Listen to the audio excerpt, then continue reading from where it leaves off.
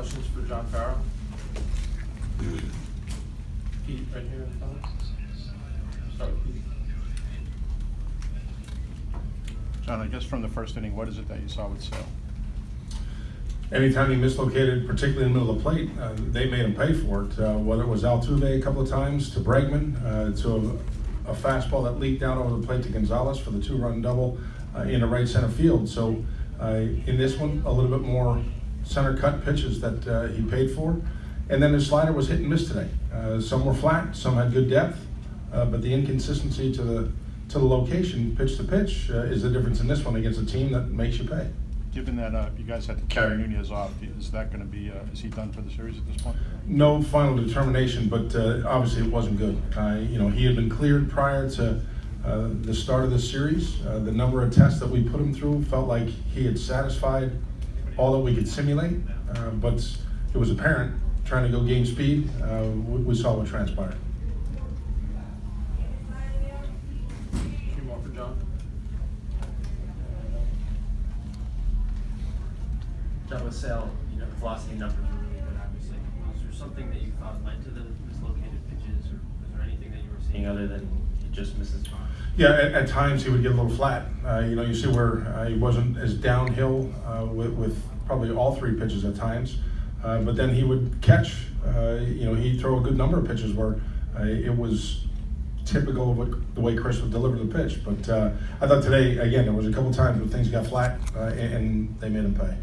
For you, just how difficult was that trying to gauge what was happening, because you know how good he's been for you this year, but obviously he wasn't pitching as fast. Yeah, again, they capitalized on some mistakes. So, even to start the sixth inning, we're in a spot where we'd like to ideally stay left-handed in that part of the lineup. And after the double and then a walk, felt like we had to make a move at that point. So, we've got to regroup with Drew on the mound tomorrow. Jen? Do you think you can maybe attribute any of what Sale kind of went through today? Just a rough start, fatigue, hot hitting team? I don't know that you're going to pinpoint any one reason. There's probably a combination of factors.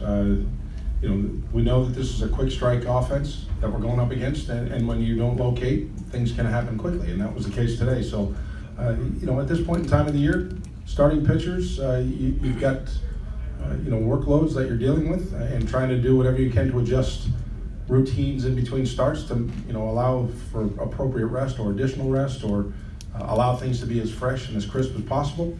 That wasn't the case today. John, on your left to the second row.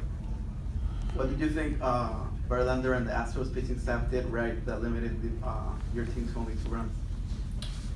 They made a couple of. I thought we had a very good approach against Justin today, Verlander. We drove a pitch count up. We had multiple opportunities. He was able to make a key pitch, whether it was a ground ball double play to Benintendi, to a couple of fly ball outs to end a threat. But I thought we had opportunities, and I think the thing that we experience is that when a 2-out base hit is elusive with men on, that's been a difference in a number of our ball games, and that was the case today. And is there concern that's beyond the PCL at this point? I don't think it's a concern that's beyond it. I know that we will have further imaging done. We've got to go through a protocol here to determine his inactivity before we would make a roster move, but I think it's pretty safe to say, given how he went down today, he would not be available. Would Chris Young be the guy you would go to? Yes. In that 6th inning, what did you like with Kelly following Sale on that bottom of the order there? Well, a guy that's come into those situations before. One of the power stuff,